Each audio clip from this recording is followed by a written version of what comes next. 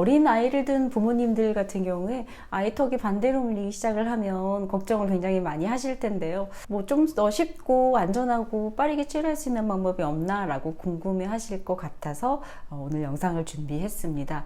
저는 바르네 치과 원장 이은희라고 합니다. 지금 보이는 이 환자 같은 경우에는요, 7세 7개월의 여자아이고요, 이가 반대로 물린다 라는 이유로 병원에 찾아왔습니다. 보시는 것처럼 아래 치아가 앞으로 물려 있고 위에 치아가 뒤로 들어가 있는데요. 이 아이 같은 경우에 지금 프리올소라고 하는 장치를 사용을 하고 한 달 정도 지나면서 앞니가 정상적으로 물린 거를 볼 수가 있겠고요. 이런 상태에서 장치를 조금 더 사용해 주는 걸로 인해서 이렇게 교합이 좀 더 안정이 된 상태를 얻을 수가 있었습니다.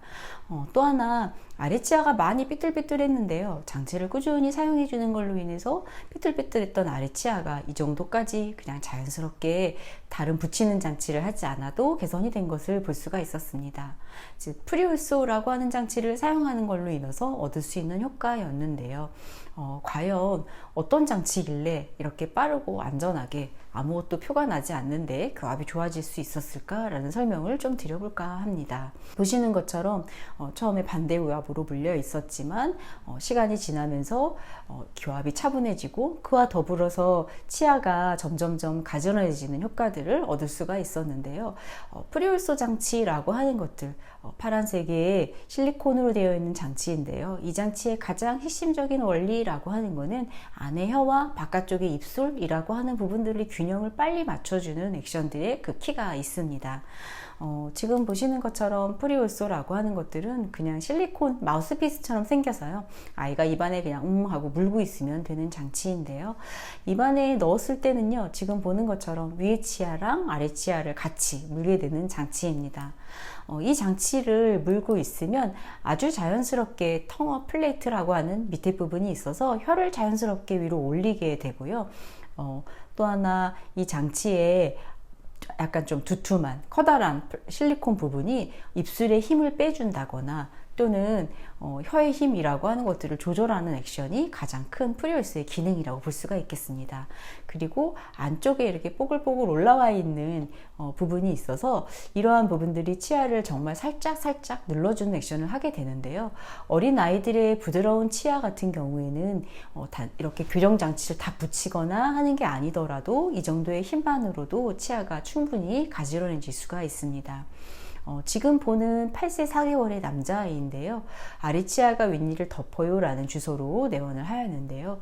이 아이 같은 경우에도 프리올소 장치를 사용하고 한 달 정도, 한 2달 정도 지나면서 교합이 정상으로 넘어온 걸 볼 수가 있겠습니다.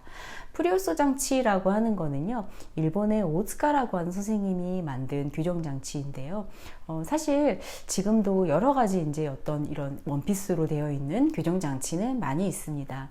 조금 역사적인 부분을 말씀을 드리면, 예전에는 에프카우라고 하는 장치가 있어서 이런 장치를 입안에 물고 있는 플라스틱하고 와이어로 되어 있는 이런 장치였는데요. 여기에서 보통 이제 주로 치아가 아니라 근육의 힘에 작용하는 프랭킬 장치라고 하는 것, 그 다음에 이제 주로 치아나 골격에 작용하는 비몰러라고 하는 이런 장치들이 개발이 되었고요. 이러한 여러 가지 장치들의 장점이라고 하는 것들, 그 다음에 예전에는 없었던 실리콘이라고 하는 조금 말랑하면서도 치아에 영향을 줄 수 있는 이런 좋은 재질로 만들어진 장치가 프리올소 장치입니다.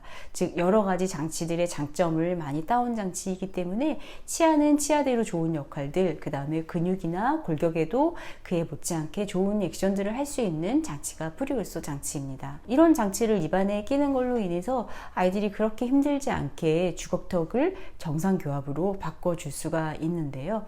마찬가지로 안에 있는 작은 실리콘의 역할로 치열이 조금 더 가지런해진 효과까지 부가적으로 얻을 수가 있겠습니다.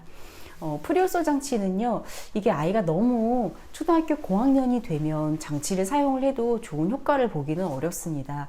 제일 좋은 적응 연령대가 되는 것들이 보통 초등학교 한 1학년, 2학년 정도 되는 꽤 어린 친구들이 대상이 되겠고, 아이들이 보통 치아 교환이 영구치로 거의 완성이 된다라고 할 때는 아이 나름대로 어떤 근골격계가 꽤 딱딱해지기 때문에 프리올소 같은 부드러운 장치만으로는 조금 안타깝지만 효과를 보기는 어렵습니다.